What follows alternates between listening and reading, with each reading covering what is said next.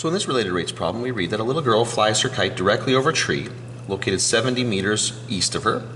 The wind stops suddenly and the kite drops, there's a spelling mistake there, drops vertically at 1.5 meters per second. How fast will she have to reel in the kite's string to keep it taut when it is 14 meters above the ground? Okay, so let's just kind of draw this little scenario here. So we've got, here's the ground here. We're just going to pretend the little girl's a dot. Just makes the math a little bit easier here. So here's our kite way up here, little tail. It's above the tree. So here's the little girl, here's the tree, and this is going to be 70 meters. Now, it might not be abundantly clear here. We'll zoom in just a little bit here. It might not be abundantly clear from this description, but this is going to stay constant. Okay? So what happens here is the kite's going to drop. Okay? That's going to immediately create some slack in the rope, and she's going to reel it in, but it's going to drop straight down. So this distance here is going to stay constant. That's important for a little bit later in this problem here.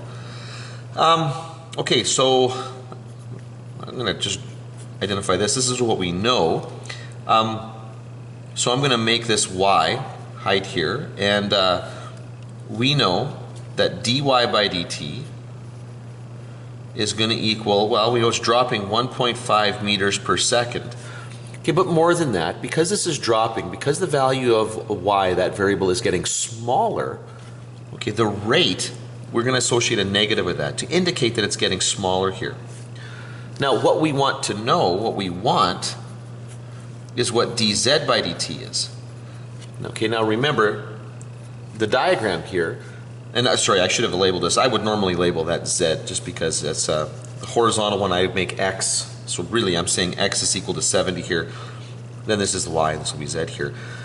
This represents the string, and so she's kind of reeling it in real quick as the kite drops, trying to keep it taut here.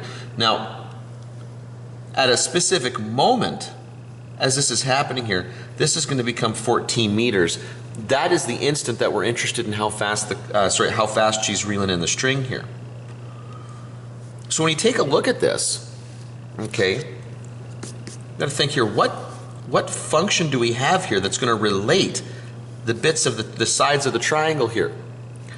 And I think it should be pretty clear that what we're doing here is we're going to use the Pythagorean theorem. X squared plus y squared equals z squared. Okay, so now let's jump into it here.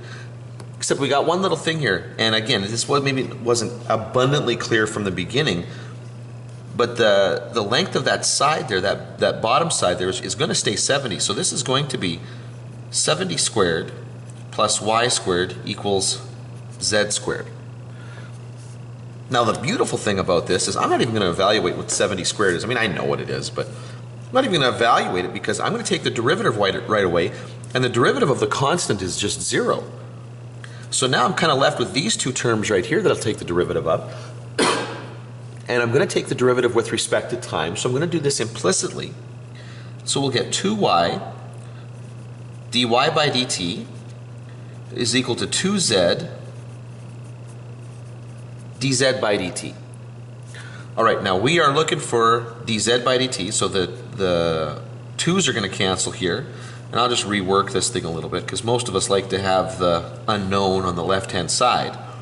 And so that is going to end up being y over z dy by dt. Perfect.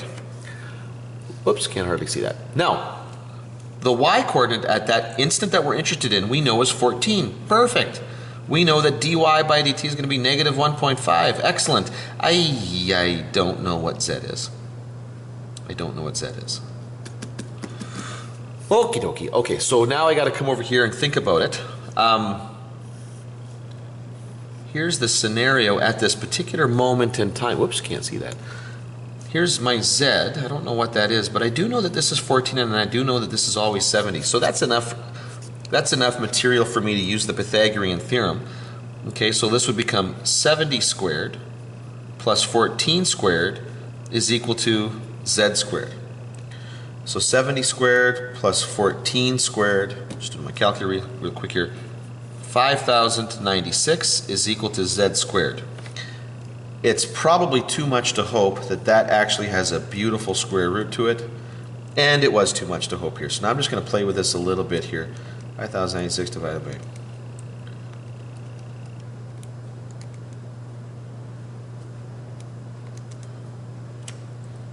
Okay, let me just think here. What have I... Whoops. Well, I know that I can take out a 4 out of that. I'm just trying to think if there's anything else I can yank out of that. But I know that this would become 2 root 1274 is Z.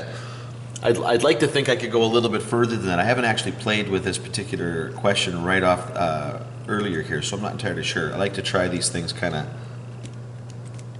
of blank there. Oh, actually, sorry, my mistake here. We could take out a 28 there. So 5,096 there divided by, sorry, I can actually take out of that, make that substantially easier. I can take out a 14. This becomes 14 root 26. Okay, well, that's substantially easier than I was expecting here. So good. So now I can bring that down here, and this becomes 14 root 26, which is absolutely fabulous. Okay, because the 14s will cancel. Whoops. And I'm left with negative 1.5 out of root 26. Now, I don't particularly like the way that negative 1.5 looks. So I might make this negative, we got here, let's say 1.53 out of 2 root 26. Okay? Whoops. Except you know that I'm probably going to go and convert this into a decimal just so that we've got that sort of thing here. So this is going to be meters per second, which really doesn't say much to us. But when we look at it like this would have to be 0. Well, we're talking about meters here, so maybe it makes sense to put round us to the nearest hundredth here. This would be negative 0.29 meters per second, approximately. That gives you a sense of how fast she's got to reel that in. A much clearer sense than this does. Although I like this answer.